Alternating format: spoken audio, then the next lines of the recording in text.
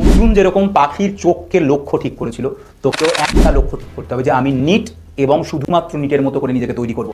যারা ডাক্তার হতে চাইছে, যারা এবছর ক্লাস 10 দিল, 11-এ উঠতে চলেছে, তাদের কিভাবে প্রিপারেশন নেওয়া উচিত, কি করা উচিত, কি করা উচিত নয়, এই সমস্ত কিছু বলে দেওয়া যাক একটা ভিডিওতে। আমি মনে করি, আমি নিজে একজন ডাক্তার, সবাই জানে।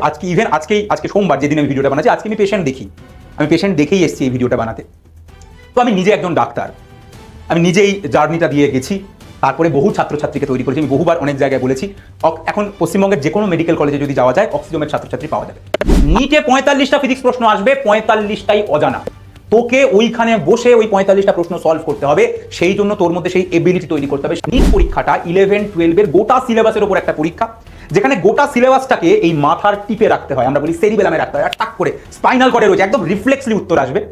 যেখানে ফিজিক্সের প্রত্যেকটা কনসেপ্ট তার মাথার মধ্যে রয়েছে, প্রতিটা কনসেপ্ট তার ক্লিয়ার, কেমিস্ট্রির প্রতিটা জিনিস তার কাছে ক্লিয়ার, সেই নিটে চান্স পায়। 3টে সাবজেক্টের উপর পরীক্ষাটা হয়, 3টে সাবজেক্ট ওদেরকে পড়তে হবে। একটা হচ্ছে বায়োলজি, একটা হচ্ছে ফিজিক্স এবং একটা হচ্ছে কেমিস্ট্রি।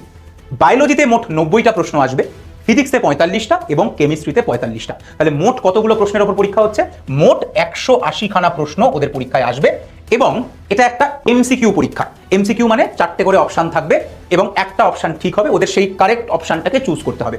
যারা বোর্ডসে ভালো নম্বর পেয়েছে তারা বেশিরভাগই নিটে চান্স পায় না, কিন্তু যারা নিটে চান্স পায় তাদের বোর্ডস খারাপ হয়েছে, তার সেরকম কোনো ইতিহাস নেই।